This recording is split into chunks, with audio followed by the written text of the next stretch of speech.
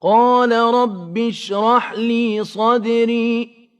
ويسر لي أمري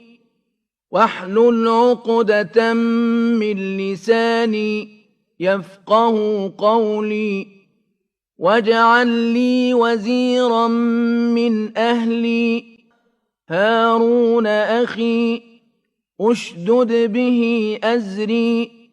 وأشركه في أمري